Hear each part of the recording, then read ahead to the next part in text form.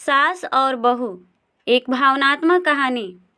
जैसा कि हर घर में होता है कि शादी के कुछ दिनों तक नई दुल्हन को कुछ भी कार्य नहीं करने दिया जाता है और जैसे ही ये कुछ दिन गुजरते हैं सभी बकाया कार्यों को सूद सहित वसूल कर लिया जाता है।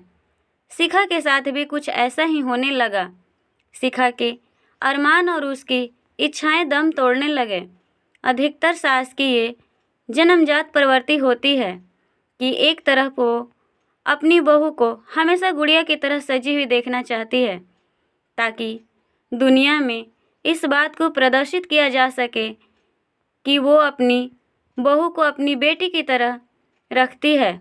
दूसरी तरफ वो अपनी बहू को जिम्मेदारियां सौंपने के बहाने घर के संपूर्ण कार्यों में उलझा देती है। बहू का कार्य यही समझा जाता है कि वो घर के हर इंसान का ध्यान रखे, उनकी आवश्यकताओं की पूर्ति करे, सास ससुर की सेवा करे और खुद के कोई अरमान इच्छाएं न पाले। सास और बहू का रिश्ता भी बड़ा अजीब होता है। कहने को तो यह माँ बेटी के समान कहा जाता है, परंतु इसके इस रूप के दर्शन बहुत ही दुर्लभ होते हैं। सास जब बहू के रूप में होती है तब उसके मन में जो भावनाएं उसे उद्वेलित करती है वो भावनाएं तब समाप्त हो जाती है जब वो सास की भूमिका में होती है। सास की भूमिका को वो फिर से इस प्रकार सत्य ठहराती है कि हमारे साथ तो ऐसा ऐसा हुआ था और हम तो कुछ भी विरोध नहीं करते थे। इस दुनिया में औरत ही औरत के दर्द को नहीं समझती है। शायद औरत ही औरत की सबसे बड़ी दुश्मन होती है। औरत की गुलामी से आज़ादी का, पुराने अंधविश्वासों का, जुल्मों के विरोध को दबाने में औरत की भूमिका अग्रणी होती है। अधिकतर परिस्थितियों में मर्द को इन घरेलू मसलों में कोई रुचि नहीं होती है। शिखा की सास ने भी अपना बनावटी सास का चोला उतार फेंका और अपने पारंपरिक सास वाली भूमिका में आ गई थी। शिखा का पति विकास के पास इन सभी घरेलू परिस्थितियों को देखकर नज़रअंदाज करने के अलावा और कोई चारा नहीं था। एक तरफ जननी तो दूसरी तरफ अर्धांगिनी थी। समझ नहीं आता क्या करे। शिखा कई बार विकास को अपनी सास की बारे में कुछ शिकायत करती तो विकास मौन रह जाता। कभी कभी हिम्मत करके माताजी के पास बात करने जाता भी था, परंतु बिना बात किए वापस लौट आता। इस दुनिया में विकास जैसे अनगिनत लोग हैं जो माँ और पत्नी के बीच अंतर्द्वंद में बीच में पीसते रहते हैं, परंतु सही को सही और गलत को गलत नहीं ठहरा पाते। विकास के पिता बहुत ही सुलझे हुए इंसान थे। एक बार विकास ने अपने पिता को फ़ोन किया और उन्हें घरेलू परिस्थितियों के संबंध में कुछ इशारा किया तो उसके पिता ने उसे जो कहा वो शायद बहुत कम पिता कह पाते हैं। विकास के पिता ने कहा कि बेटा, मैं तेरी माँ को इतने वर्षों से जानता हूँ और उसे अब बदल पाना असंभव है। तुम लोग अपना जीवन इन परिस्थितियों में क्यों व्यर्थ कर रहे हो? अच्छा होगा कि तुम शिखा सहित किसी दूसरे जगह रहो। शिखा से भी मेरी तरफ से माफ़ी मांग लेना। विकास ने शिखा को जब इस बातचीत के बारे में बताया तो शिखा की नज़र में अपने ससुर की इज्जत पहले से काफ़ी ज़्यादा बढ़ गई। वक्त गुजरने के साथ साथ विकास के छोटे भाई और बहन की भी शादी हो गई।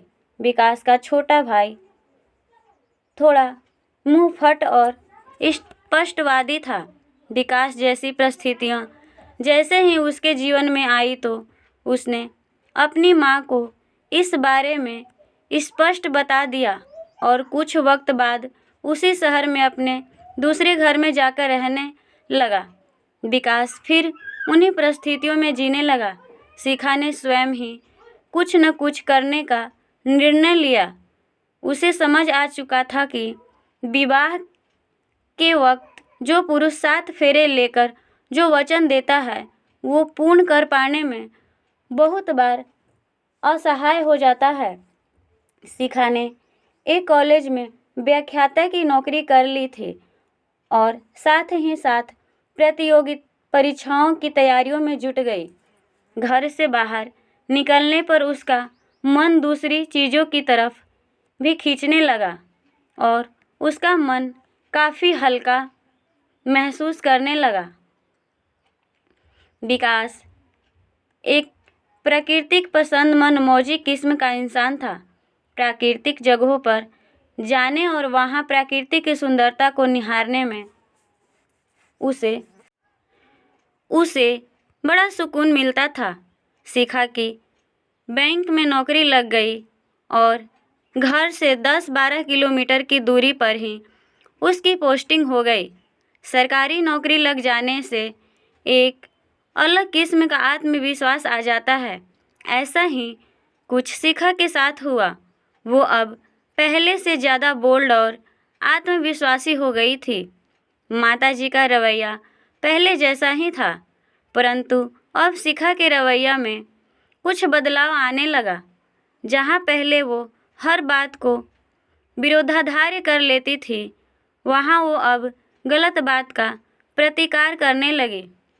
सत्ता चाहे साम्राज्य की हो या फिर घर की, अगर विरोध होता है तो उसे किसी न किसी प्रकार से कुचलने की कोशिश होती है। विकास अब भी उसकी सोच से बंधा हुआ था। जब मैं पहले नहीं बोला तो अब क्यों बोलूं? वह पहले भी अपने फर्ज से भागता रहा और अब भी भागना चाहता है। अचानक से विकास के पिता का देहांत हो गया। विकास के लिए ये बड़ा झटका था, परंतु वक्त से बढ़कर कोई इलाज नहीं होता है। माताजी के स्वभाव में अब थोड़ा बहुत परिवर्तन आने लगा था। उम्र जैसे जैसे बढ़ती जाती है, तब इंसान की सत्ता स्वयं के शरीर पर ही नहीं चल पाती है तो किसी और पर चल पाना असंभव हो जाता है। विकास उनके अकेलेपन को दूर करने के लिए घंटों उनके साथ बैठा रहता था।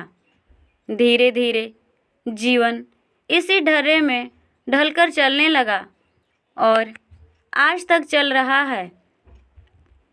आशा करती हूँ कि ये छोटी सी कहानी आप लोग को पसंद आई होगी। कहानी पसंद आई हो तो वीडियो को लाइक करके चैनल को सब्सक्राइब कर लें और हमें अपनी राय कमेंट के माध्यम से बताएं कि कहानी आप लोग को कैसी लगी। धन्यवाद।